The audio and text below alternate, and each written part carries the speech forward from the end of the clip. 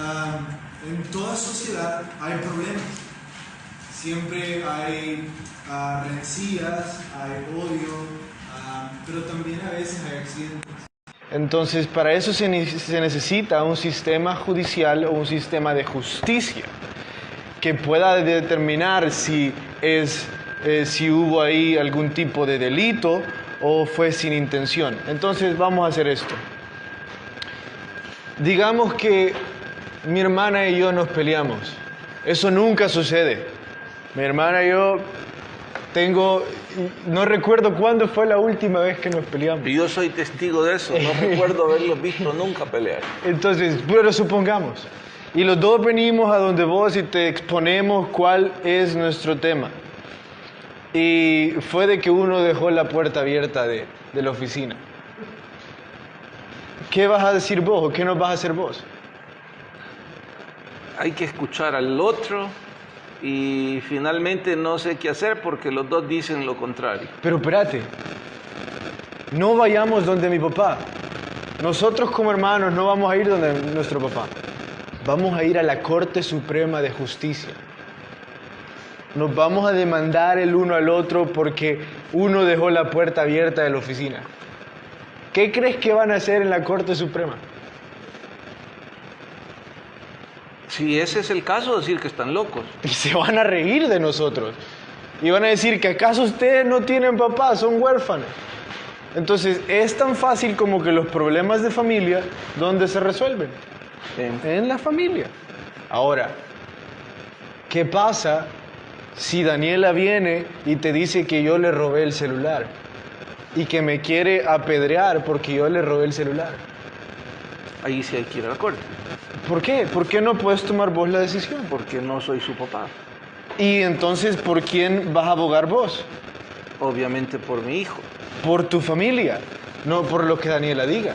Entonces hay que ir a un lugar donde no hay influencia familiar. Ya explicado esto, voy a contarles cómo funcionaba el sistema judicial en Israel. Los jefes de familia o líderes de familia eran los jueces. Entonces, cuando sucedía un problema o cuando sucedía algún robo o algo, se reunían los líderes de familia a discutir ese problema. Y ahí mismo era resuelto. Ahí. Pero, ¿qué pasa cuando un problema se hace tan grande como un homicidio? ¿A quién crees que van a defender los líderes de las familias? A su familia.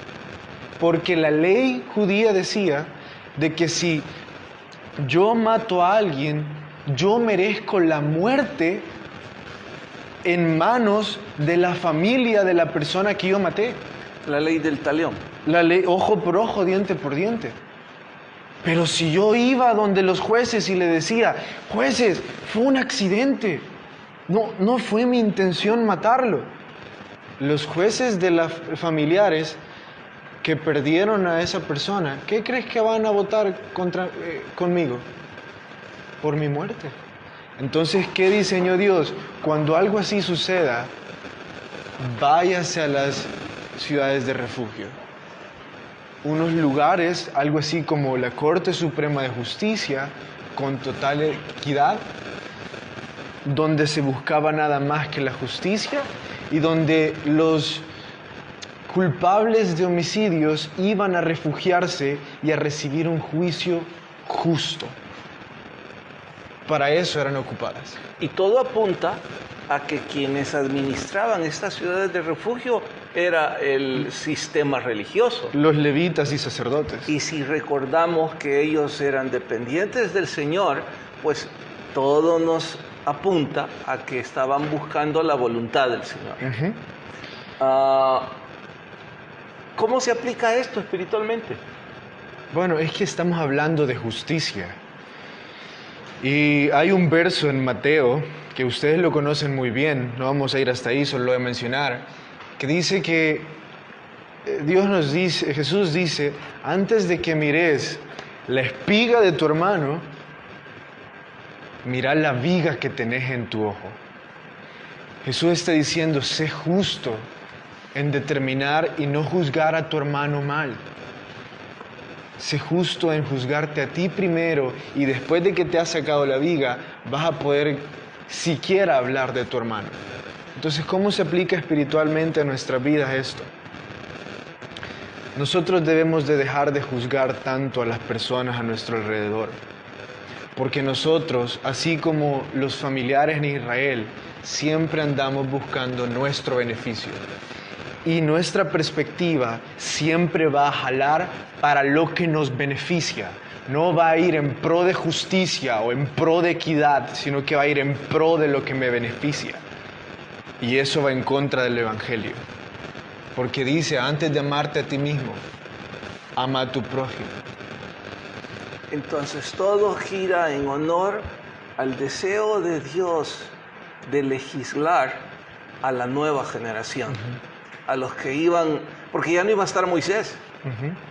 Entonces sin Moisés al frente, eso iba a ser la ley del viejo oeste. Sí.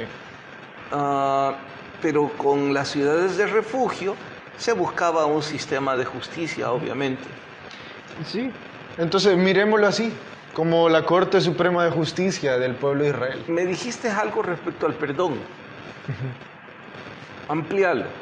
Bueno, es que ellos deben de leer el capítulo 34 y 35. ¿Saben qué? Vayamos al capítulo 34 y 35. No puedo dejar de leerlo porque es la Biblia y mis palabras no van a hacer nada, pero la Biblia nunca regresa vacía, entonces vamos a leerla. Estática. Es que tu micrófono se ha ido de lado. Ya. Mejor lo dejo aquí. En el capítulo 35, vayan hasta el verso que dice, en el verso 33, y no contaminaréis la tierra donde estuviereis, porque esta sangre amancillará la tierra, y la tierra donde no será expiada de la sangre que fue derramada en ella, sino por la sangre del que la derramó. Perdón si este verso es un poco confuso, pero ahorita se lo explico. Este verso está hablando de que cuando sucedía un homicidio y caía la sangre en la tierra, por la causa del pecado del homicida, ese pedazo de tierra quedaba condenado. Por parte de Dios, ese pedazo de tierra era condenado. Entonces, ¿qué exigía Dios? La paga, dice Romanos 3:23, la paga del pecado es muerte. El pecado de homicidio tiene la paga de muerte bíblicamente. Entonces, ¿qué exigía Dios? El homicida debe de morir. Y con su sangre caída en tierra va a redimir ese pedazo de tierra y la voy a volver a bendecir. Entonces, lo que estamos aprendiendo aquí es que un homicida merecía directamente la muerte una vez fuera comprobado por más de 2 testigos, no solo uno, sino más de 2, y que fuera juzgado justamente. Ahora, la pregunta que vos querés hacerme ahora creo que es, ¿cómo aplicamos eso a nuestros días? Jesús lo dijo en el Sermón del Monte de la misma forma. El odio es el nuevo homicidio. Ustedes dicen que no matan a sus hermanos porque sí son muy religiosos y sí son muy buenos y no se atreverían a hacerlo, pero tienen odio en sus corazones. Traman contra ellos todo tipo de cosas, hablan todo tipo de rumores, tienen todo tipo de resentimientos. Y dice Jesús, ese es el nuevo homicidio. Yo estoy seguro que si le digo a alguien que si odia a alguien de la iglesia, ellos de inmediato dirán, no, mire, me cae mal, pero odiarlos no. ¿Cómo sé cuándo estoy odiando y cuándo no? Es muy fácil. Pensemos en esto. ¿Cómo habla con esa persona? Hagamos una comparación. ¿Cómo normalmente habla con un bebé? Que a uno muestra cariño y al otro no. Entonces, cuando se muestra poco cariño y odio, mira, dice Wikipedia que es el sentimiento profundo e intenso de repulsa hacia alguien que provoca el deseo de producirle un daño. Entonces, el odio está asociado al deseo de propinarle o desearle mal a otro. Ahí está la frontera. Cuando yo te quiero ver mal, entonces eso es odio. Y estás diciendo que el nuevo homicidio, o mejor dicho, el homicidio del Nuevo Testamento, es el odio. Recordar las palabras que han sonado muchas veces. Si las miradas mataran, ¿cuántos muertos habría ya? De hecho, el mundo sería diferente sin esto. Ahora, pensemos en esto. La ley que nos enseñó aquí la Biblia es, si yo mato, la paga de mi pecado, ¿qué es? Mi muerte. Entonces, todos los que odiamos, viejo, estamos condenados. Ahora, mira esto otro. No dice que sea un pecado que a alguien no me guste. Dice que es pecado que yo le desee el mal. Fíjate que voy a tener que diferir con vos en esto. A ver. Porque yo me identifico bastante con Juan el apóstol. Juan el apóstol en su primera carta, en la primera carta de Juan, él es bastante blanco y negro. Él es o es blanco o es negro, o es bueno o es malo, o sos de nosotros o estás en contra de nosotros. Entonces, o amás o odias. Sí, pero lo que yo estoy diciendo es que odio no está asociado con que no me es simpático todo el mundo. De hecho, todo el prójimo te es simpático. La Biblia... No lo que dice la Biblia. ¿Te simpatiza todo el mundo? No, pues en el corazón nacido en Cristo estamos llamados a amar a todo el mundo. ¿Te simpatiza? Quiero que me simpaticen. Sí, pero hay personas que no te simpatizan. Cuesta que me simpaticen. No por eso las odias. No. Ese es mi punto. Se odia a la persona que se le quiere el daño. Y de hecho, no estoy tratando en ningún momento de minimizar el estándar bíblico.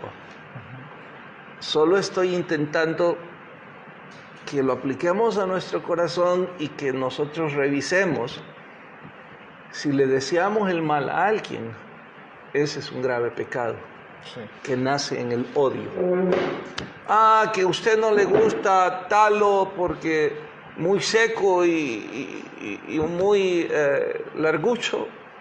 Bueno, pero no por eso le desea el mal. O al revés, que no le gusto yo por muy fornido y muy elegante. Bueno, asunto aparte. Pero no por eso hay odio, simple y sencillamente. Pero sí, si nuestro corazón arroja deseo de hacer el mal, entonces eso sí es un grave pecado.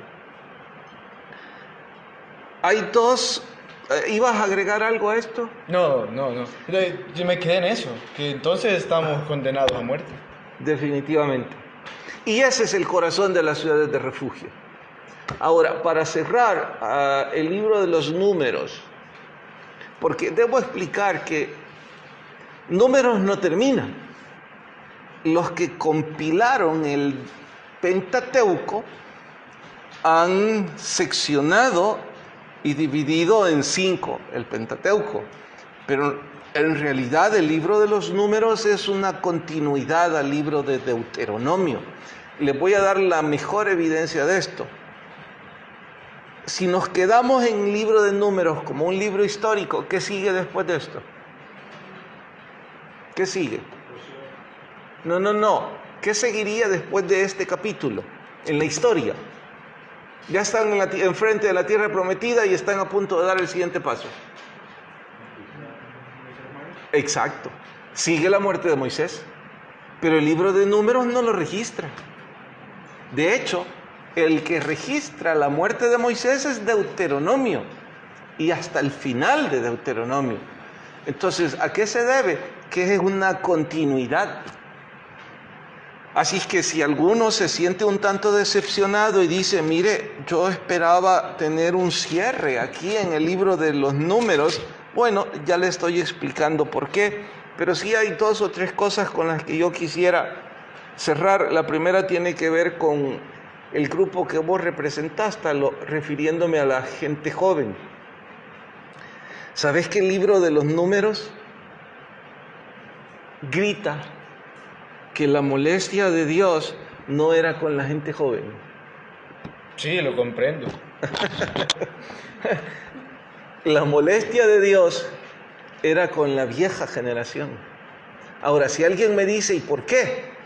¿Que de dónde saco la conclusión? ¿Quiénes son los que entraron a la tierra prometida? La nueva generación. La vieja generación no entró. Ahora, ¿a qué se debe? A la testarudez de nosotros los viejos. Con esto estoy diciendo a todos los que tienen mi edad, o más, o un poco menos. La edad no es garantía de madurez. Lamentablemente, algunos llegamos a viejos y no crecimos emocionalmente. Y el libro de los Números es un grito para que nosotros reparemos. Y el estar en casa hoy es un tiempo como para crecer emocionalmente. Decirles puntualmente a todos los hombres, oigan, amigos, ¿cuál es vuestro rol y mi rol ahí en casa? ¿El proveedor? Nuestro rol es ser el guía espiritual. Si usted y yo como hombres no somos eso, este libro nos está gritando nuestra irresponsabilidad. Y la cuarentena nos está gritando que la edad no nos hizo madurar nada. Quiera Dios que este tiempo nos permita reflexionar y retomar el llamado. Ahora, no es solo para nosotros los hombres, desde luego, diría yo que para todos los adultos. Pero en fin, hay un versículo que quisiera dejarles. Ayúdame, Talo, lee el 32, 23 al final. No digo que este es el texto clave de... 32, 33. Sí, el texto clave de... No, 23, 32, 23. 32, 23. Sí, al final, después del punto y coma. Y sabed que vuestro pecado os alcanzará. ¿Qué significa según vos? Tarde o temprano pagaremos la consecuencia de lo que hacemos. Nuestro pecado finalmente nos alcanzará. Aquí en la vida eterna. ¿Habrá alguna forma de romper esta maldición? Que es, más que maldición, es práctico. Esto es todo lo que se siembra, se cosecha. Claro que sí. ¿Cómo se rompe? Es que si vos mirás el libro de Números y luego mirás el libro de Mateo, empezás a gritar por la necesidad de un Salvador. Porque estás leyendo que ahora el nuevo homicidio es el odio. Te das cuenta de que odias a muchas personas y has odiado a muchas personas. Te das cuenta que mereces muerte y no querés morir. Necesitas un Salvador. Entonces sí se puede romper que la consecuencia de nuestro pecado nos va a alcanzar. Y aquí es donde entra Jesús. Porque Jesús dice, ¿saben qué? No mueran ustedes. No paguen ustedes por su pecado. Voy a poner yo mi sangre en ese pedazo de tierra donde debía de estar el de ustedes para que ustedes no vuelvan a pagar por lo que han hecho. Voy a morir yo para que ustedes no mueran. Y Él es nuestro Salvador. Wiersbe hace una analogía del libro de Números diciendo que la vida es como un viaje en donde tiene 3 etapas. Egipto es una, el desierto es la otra y la tierra prometida la última. Cuando digo analogía es que hace una comparación con la vida práctica. Entonces, ¿con qué compararían ustedes a Egipto? si estamos haciendo una analogía con nuestra vida, y que nuestra vida también es un viaje, obviamente. Con mi vida antes de Cristo. Con mi vida antes de Cristo. Usa un término del Pentateuco al respecto. Un término del Pentateuco al respecto. Sí, de tu vida antes de Cristo. En el Pentateuco. ¿Perdón? Ah, sí, muy bueno. ¿Cuál? Esclavitud. Exacto. ¿Y quién habló? No sé. Oh, Jonathan. ¿Quién? Ah, esclavitud, exacto. Esa era la vida en Egipto. Entonces, lo opuesto, ahora díganme una palabra espiritual a la tierra prometida en nuestro diario vivir.